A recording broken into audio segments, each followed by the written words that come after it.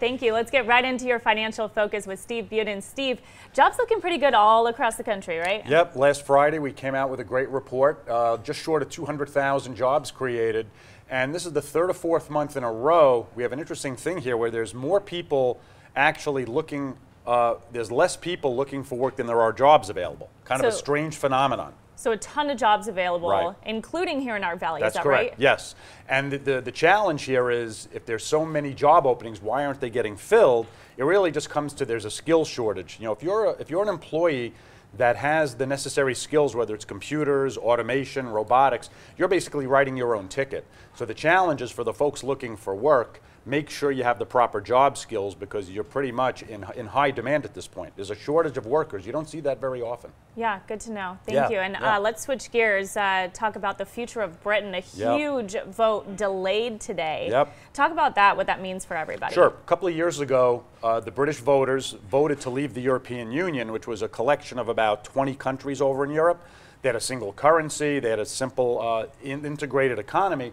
Now what they're having is the British are now having second thoughts. They pulled back a vote in the British Parliament to actually leave. And it's creating all kinds of uncertainty for the markets, and that impacts us here in Vegas is because we have a huge contingent of foreign tourists, and if the European economy continues to sputter along, it could impact Vegas. Not as many people will want to travel here if they don't feel certain about their jobs or how the economy is going to go. So it's something to just keep in the back burner, but today's delay of the vote in Britain was fairly significant. Okay. Let's talk about the holidays are here, and you have some tips on tipping. Right? Yeah, you know, we were just talking about this off camera where you're not sure who you should tip, how much to tip. Over the weekend I was online and there's all kinds of articles you could actually look at, just Google it, but whether it's the mail carrier, the UPS, the FedEx driver, your garbage collector, the babysitter, your personal trainer, you know, the list can go on and on. So good rule of thumb that I found over the weekend is if it's somebody who you normally go to for a hairdresser or a physical trainer where you're going fairly consistently, one visit is usually a good rule of thumb.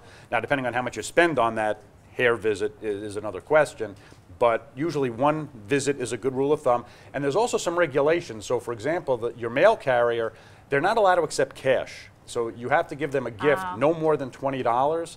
So that's where you said you can get creative, right? We were just talking about this. I've been noticing on my social media feeds people leaving gift baskets for especially Amazon delivery, maybe Uber delivery, postmen. So just kind of leaving it on their front porch with some snacks and just a thank you card, you know, happy holidays, enjoy this. And that way you're avoiding the cash, right? That's right. And if you're not sure, again, go on the web. There's some great checklists, and you can fill in who it is that you're thinking about, and there's all kinds of guidelines. And again, the old theory is, you know, it's the thought that counts. So don't really overthink it or stress out about who you're giving the tip to. Yeah, it's just something nice to do during the holiday season, and extra thank you for the people who are always there for you, right? All right. Steve, thank you so much for joining us this morning. We'll be right back after the break.